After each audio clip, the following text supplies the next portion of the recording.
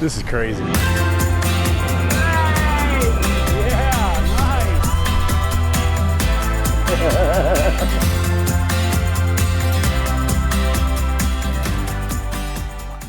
Hey there, I'm Ann Herbst. And I'm Jaleesa Irizarry. We're at Green Mountain in Lakewood with views of the Rockies and Denver all in one. Just 1 in a million rad spots in Colorado. Get it? I'm not encouraging that, but we'll take you outside of the metro to across the state and introduce you to people who take advantage of everything Colorado offers. So let's get outside Colorado. First up, we have Mike Grady and Mark Salinger, and they'll introduce us to a skier who takes hardcore to a whole new level. This is crazy. This is crazy. People do crazy stuff sometimes. A little apprehensive, a little keyed up, a little excited for sure. That insanity Dude, I'm gonna see you, thank you. attracts a crowd. This is freaking nuts. That's how you wind up at a trailhead in the middle of summer with a bunch of people searching Nice to meet you. for an endless Colorado winter. Right over that little hill there. That's where we're going with me and a lot of my rowdy friends. It's amazing. This is amazing. It really is truly overwhelming. Brian Weens Yeah. is the reason all these people are up here, month after month. I'm not the only psycho out there. There's a lot of them. This is like the Tour de France. It's a Peloton. 22 months of skiing consecutively. This is going to be 142 here in August. This is going to be year 17, so month 204 for me. This would be 360. And my streak is 83 months. Streaks inspired by Brian's idea 3 decades ago to ski every month in Colorado. My wife will see now that there's a lot more than just me that are crazy.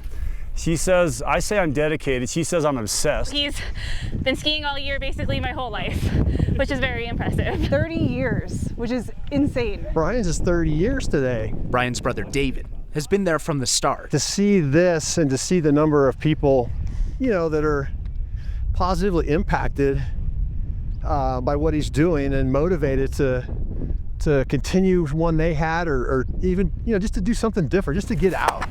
Other skiers found him and couldn't stay away. I actually met him for the first time today in person. I've known him for several years on Instagram. I tell all my buddies about him that probably don't, care to hear about summer skiing, but I can't stop talking about it. That's just me.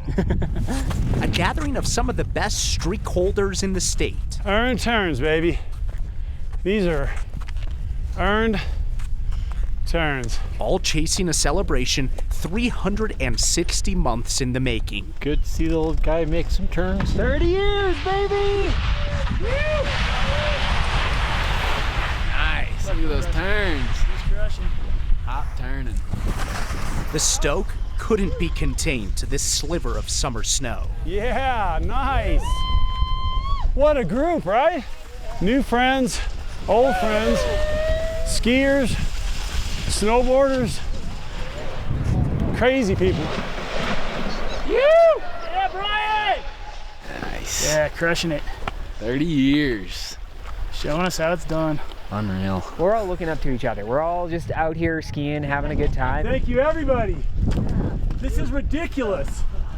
Dude, I love it. Today was special. It's all about being out here with good people that have the same mindset. We just want to enjoy the snow. This is crazy.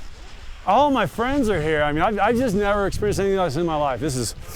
I'm talking fast like I've had a few cold ones, but I haven't yet, but amazing. Truly heartwarming.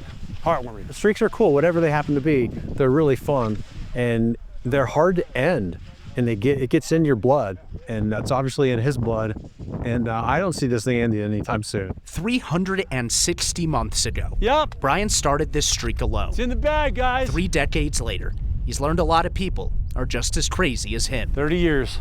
No one can take that away from me. Anywhere else, that seems crazy, but in this state, it's about right. And now for something a teensy bit more mellow. I went on a wildflower hike this summer in Crested Butte. You're totally welcome to come along. The mountains have always been healing, and everything is just so alive and happy at this time of year. The medicine of the mountains is more than a feeling. A plant to be aware of. It's a mindset for Leanne Benton. So what else do we have here? Well, I'd like you to meet Yarrow. Yarrow is a hiker's best friend. If you cut yourself on the trail, it will stop bleeding. Kebler Pass is where Leanne, a retired Rocky Mountain National Park interpretive ranger, leads a medicinal plants program for Crested Butte's 39th Wildflower Festival. If we were to dig just under that thin bark, it has salicylic acid, which our body can convert into acetylsalicylic acid, which we know as aspirin. Leanne knows health isn't always delivered in pill form. And rose hips are one of the highest form of vitamin C. Nothing boring here. They're also prized as an aphrodisiac. Just the smell is so wonderful. Knowledge draws Leanne closer to her surroundings. I'm among friends because I know so many of them quite well, and I know their stories, and when they're just like really happy and perky, like after the rain we got yesterday, they're just like, you guys are gorgeous. I love being with you. She loves them so much, she wants to pass on her passion for plants to some of the nearly 900 people who attend the festival. The only use this plant has ever really had is to control lice. How about that? Well, watching the light come on for people is like the best feeling in the world when they just kind of go, wow, that little plant can do that. Can you tell what family Arnica is in by looking at those flowers? Sunflower? Yes. Yes. They all look good to Leanne, even the horror movie stuff. Domestic sheep. If a pregnant ewe feeds on the corn lily, when the lamb is born, it will be a cyclops. Mountains hold life and help it too. Leanne knows nature can be one of the best cures around. Best assignment ever. Coming up next, the perfect thing to follow a wildflower story. Pikas!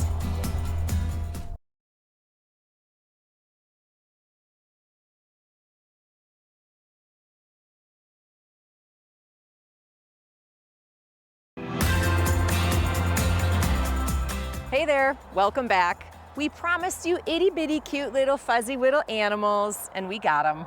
Evan Grugel and Brian Wedlin take us on Pika Patrol. The top of Loveland Pass is often packed with people. Most never venture past the iconic sign, but high above the crowd, ooh, jackpot. Peter Billman is looking for another sign. So there's a poop and pee right there. Up here, the search isn't easy. If you're not wearing good shoes, or even if you are, we still tip off the rocks all the time. Humans may not be built for these conditions. Oh, there he is. But one animal certainly is. About 12,000 feet. So, pika heaven up here. The pika is often described as a potato with Mickey Mouse ears. Just the exact same size as a potato. So, they're very, very small.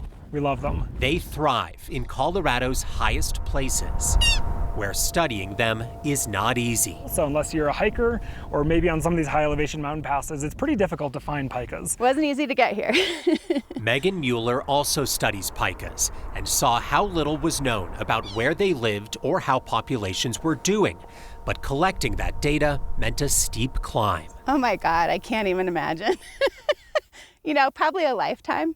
Like, it would be, you know, tens of thousands of miles of hiking in the Alpine. I mean, it would just be impossible. And so that's when we decided to bring in volunteer community scientists. Voluntary community scientists, a fancy phrase for everyday Coloradans who like to hike. It's called the Pika Patrol app. You just press this little plus button here and you can make a pika observation.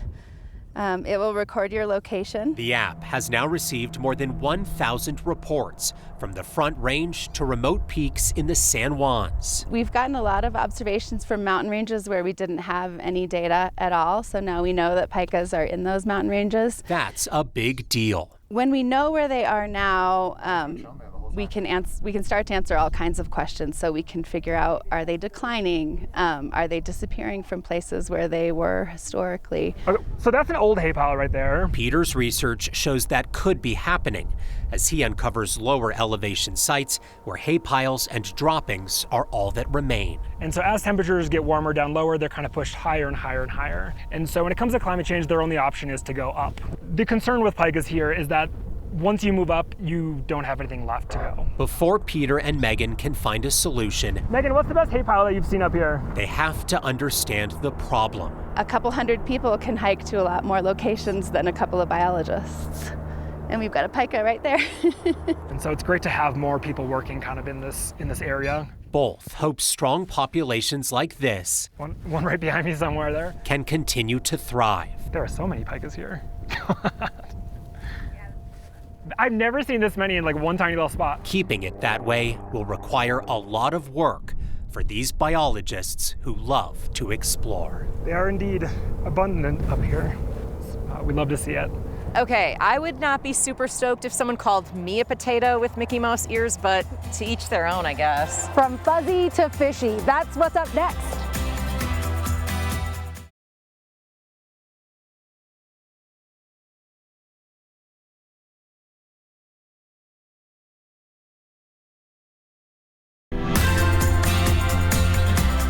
Thanks for coming back for more Get Outside Colorado.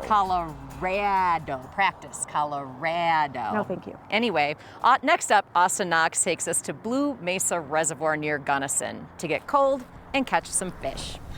Above a frozen reservoir, treasure hunters are hard at work. If you can see all the holes out there, I've got, I think, 9 holes drilled. These prospectors aren't panning for gold or mining silver. There was one down there, but it didn't like what I'm doing. What Rob and his fellow anglers are looking for, nice little rainbow, can't be found at the end of that rainbow. Instead, they're searching more than 50 feet below the ice of Blue Mesa Reservoir. Right off the bottom. Without the fish finder, you'd be super lucky to catch a lake trout. Sure, lake trout have many benefits. Oh, they're excellent eating. Yeah, we make a lot of fish tacos. But Rob and a whole lot of other fishermen have extra incentive to reel them in. I figure the Parks and Wildlife guys, the biologists there, they're the experts in this, and if they think they need to be removed, then I think they should be removed. Colorado Parks and Wildlife is hosting a 4-month-long fishing tournament in the dead of winter. It's an attempt to keep the lake trout population under control. Goes through April, right? Clear through April. The state is paying anglers to reel in as many lake trout under 24 inches as possible. Numbers, yeah. It's kept Rob. I'm a retired teacher, so very busy. I come out 2 or 3 times a week. Casting for treasure. And my wife is super supportive, so she's like, yeah, I think you need to go catch some more, so.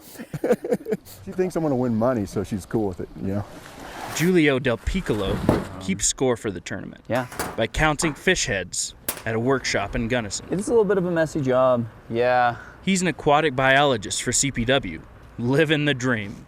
And sometimes your dream involves measuring, kind of nasty lake trout heads in a garage. The tournament is CPW's way of controlling the lake trout population without also taking out many of the trophy fish that live in Blue Mesa. This way, we pass some money on to the anglers. We're saving the state money by running this tournament, and we're partnering with the public in our management. Unchecked growth of lake trout over the years has led to a decline of the kokanee salmon. One of the most important things is to keep our lake trout populations at a sustainable level where they're not overpredating on kokanee, and there's still enough food to grow those larger fish that a lot of people are interested in targeting. So far this year, anglers have hooked more than double the fish for Julio to count than last year. I think we're getting to around 2,000 heads so far this year that we've measured.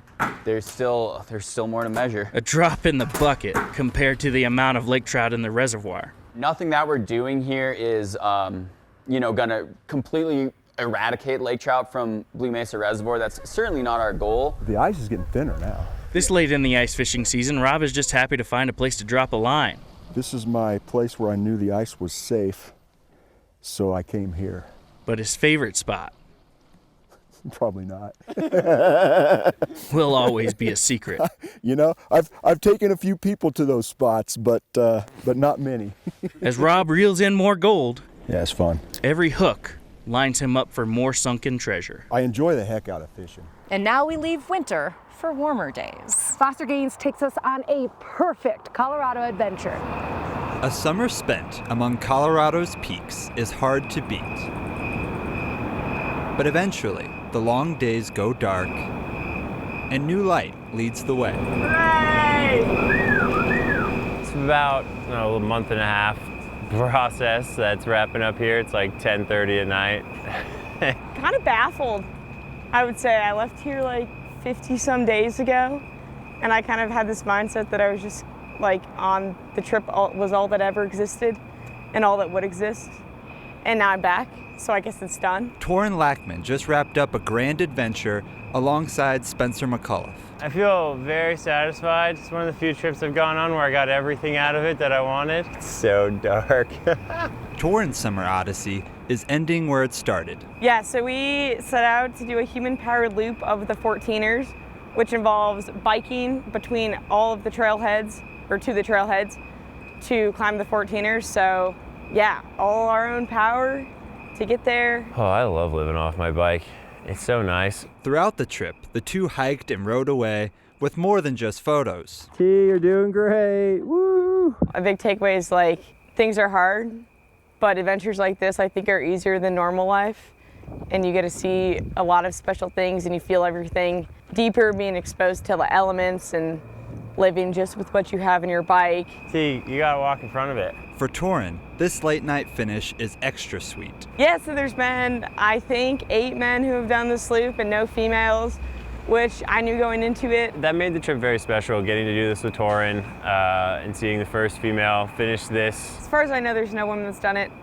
If there is, she kept it pretty on the down low. I think it'd be sweet if more ladies got out there. I feel like there's underrepresentation at bike and run races just about everywhere I go. And I could see why no one's done it, because there's a lot of horrendous parts of it, but I think that's all part of the fun. These shoes have no more life in them and nothing left to give. You got this one, this one. On this trip, the shoe rips never stop. To live off this stuff. Neither does the snacking. Never. We do have to ride about 20 more miles to Spencer's house, so the ride's not done yet either. Uphill both ways forever. Yeah, when you go out on rides, have parties to celebrate them being done. A season spent outside is only balanced with beer and community. But it's good to be back in Denver, seeing my friends again, having a good time. It does take a village. My parents came out all the way from Iowa to celebrate this, which I feel super grateful for. Absolutely, I can tell you there's a few more gray hairs here, and there's a few more gray hairs right here. Thank you, community that I met tonight, some of you. I appreciate you all for coming out. Thank you all for being here, and congrats to Teef. Among friends and celebration, Torin and Spencer have won their summer. Fun fact, I took Jaleesa on her first 14er, actually her first 2 14ers, Grays and Tories. She liked the first one. Second one, not so much. I thought you were going to murder me. Anyway, our ride through the state is almost over. We hop on bikes next.